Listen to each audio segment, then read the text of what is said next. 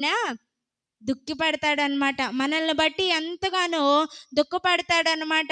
ఏంటి నా బిడ్డ ఈ యొక్క కష్టం నుంచి నేను బయట పడేసిన తర్వాత నన్ను మర్చిపోయిందని చెప్పి దేవుడు ఎంతగానో దుఃఖపడే విధంగా మనం చేసేవారంగా ఉంటున్నాం. కానీ అలా ఉండక దావీదు గారు ఎలాగైతే ప్రతి ఒక్క సందర్భాన్ని బట్టి దేవుని స్తుతించాడో, అలా స్తుతిస్తా ఉంటే మన యొక్క జీవితాన్ని కూడా ఒక్కొక్క విధంగా అంచెలంచెలుగా ఆయన వెలుగుమయంగా చేస్తాడు. దేవునికి స్తోత్రం. హల్లెలూయా! మన జీవితం వెలుగుమయంగా చేయబడాలంటే దేవుని యొద్ద నిరీక్షణ కలిగి కనిపెట్టుకొని ఆయన్ని స్తుతించే బిడ్డలంగా మనం ఉండాలన్నమాట.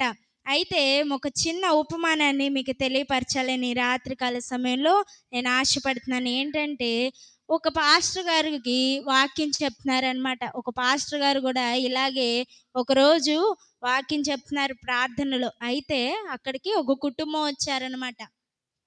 ఆ రోజు పాస్టర్ గారు కూడా ఒక దీపం గురించి వాక్యాన్ని తెలియపరుస్తున్నారు. దీపం గురించి తెలియపరిచి చెప్తా ఉండి ఆయన వర్తమానాన్ని ముగించిన తర్వాత ఇంటికి తిరిగి వెళ్తున్నారు ఆ కుటుంబంలో. అయితే ఒక చిన్న పిల్లవాడు ఉన్నాడనమాట. ఉండి ఆ చిన్న పిల్లవాడు ఆయన తండ్రిని అడిగాడనమాట. ఏమని?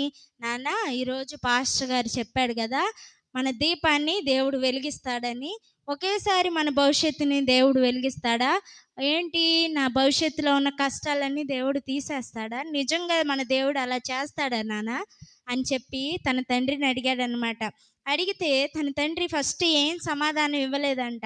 ఎందుకనంటే మాటలతో చెప్తే తనకి అర్థం కాదు. అదేంటో నేను చేసి చూపించాలని చెప్పి తన తండ్రి అలా నడుస్తూ వెళ్తుంటే వాళ్ళ ఇంటికి వెళ్ళే మార్గంలో ఒక అడవిలాగా ఉండిద్దంట. అయితే ఆ అడవి లాంటి ఒక మార్గ మధ్యంలో అటు చెట్లున్నాయి, ఇటు చెట్లున్నాయి. మధ్య దారిలో వీళ్ళు నడిచి వెళ్తా ఉన్నారు.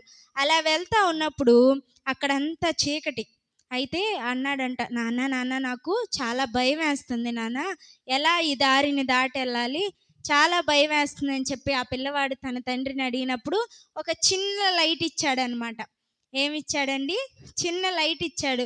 అంటే ఇప్పుడు మనం చూస్తే ఫోన్‌లో లైట్ ఎలా ఉండిద్ది? అంటే చిన్న ఫోన్‌లు ఉంటాయి గదా! దానిలో లైట్ ఎలా ఉండిద్ది? చాలా చిన్నగా వెలిగిద్ది. అయితే చిన్న దీపాన్ని తనకిస్తే అప్పుడు అది యేసుకొని ఎళ్తన్నారు. ఎళ్తే ఇక్కడేస్తే ఆ చివరి దాకా కనిపించట్లేదంట ఆ వెలుగు. కనిపిచ్చిద్దా? ఇక్కడేస్తే మొత్తం దారి మొత్తం వెలుగు కనిపిచ్చిద్దా చిన్న లైటు? కనిపించదు. అయితే ఏమంటున్నాడు? నాన్న, ఇది బార్‌కి కనిపించట్లేదు నాన్న, ఎలా ఇది? అని చెప్పి తన తండ్రిని అడిగినప్పుడు, నీకు కనిపించినట్లుగా నడువయ్యా, నేను నీ వెనకే ఉంటానని చెప్పేసి తన తండ్రి తన కుమారుడికి భరోసా ఇచ్చాడు. సరే, తండ్రి చెప్పిన మాటను బట్టి ఒక్కొక్క అడుగు వేసినప్పుడు ఆ లైటుని చూపిస్తా ఒక్కొక్క అడుగు ముందుకేసుకుంటూ ఇంటికి చేరుకున్నారంట. ఏంటి నాన్న, నేను నిన్ను ఒక క్వెషన్ అడిగాను గదా! పాస్టర్ గారు చెప్పిన వాక్యాన్ని బట్టి నేను నిన్ను క్వెషన్ అడిగాను కదా నాన్న, నాకు సమాధానం చెప్పలేదేంటి అని చెప్పి ఆ పిల్లవాడు అడిగినప్పుడు తన తండ్రి ఏమని తెలియపరుస్తాడంటే, ఇప్పుడు మనం దారి మధ్యలో వచ్చాం కదా నాన్న, అయితే ఆ దారిలో నేను నీకు లైట్ ఇచ్చాను కదా, నేను నీకు పెద్ద లైట్ ఇవ్వలేదు, చిన్న లైట్ ఇచ్చాను. దాని ద్వారా నువ్వు ఎలా నడిచొచ్చావంటే, నేను ఒక్కొక్క అడుగు వేసేటప్పుడు నా అడుగు దగ్గర ఆ లైట్ వేసుకొని నేను నడిచానని చెప్పి తెలియపరిచాడు. అయితే దేవుడు కూడా ఇలాగే నాన్న, ఈరోజు పాస్టర్ గారు చెప్పిన వాక్యం కూడా అదే. ఏంటంటే మొత్తం నీ భవిష్యత్తుకంతా ఒకేసారి దేవుడు వెలుగు చూపించడు. సమస్యలు అనేది వస్తాయి. ఈ చీకటి ఎలా వచ్చిందో మన మార్గంలో, మన జీవితం అనే మార్గంలో కూడా సమస్యలు, కష్టాలు లాంటి చీకట్లు మనకు ఎదురవుతాయి. నీకు అవసరమైనప్పుడు నువ్వు దేవుని యొద్ద కనిపెడితే ఆ అడుగుకి కావలసిన వెలుగుని దేవుడు నీకు అనుగ్రహిస్తాడు. దేవునికి స్తోత్రం. హల్లెలూయా!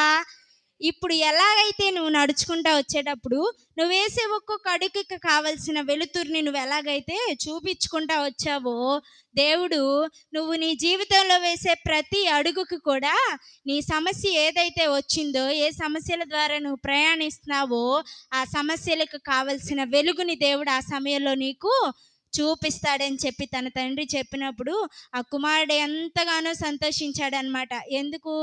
నా తండ్రి నేను అడిగిన క్వశ్చన్‌కి ఆన్సర్ ఇచ్చాడని చెప్పి ఆ కుమారుడు సంతోషపడ్డాడంట. అయితే ఈరోజు ఈ యొక్క ఉపమానం ద్వారా దేవుడు మనకి తెలియపరుస్తున్న నీతి ఏంటంటే, మనం కూడా మనం వేసే ప్రతి అడుగులో కూడా దేవుడు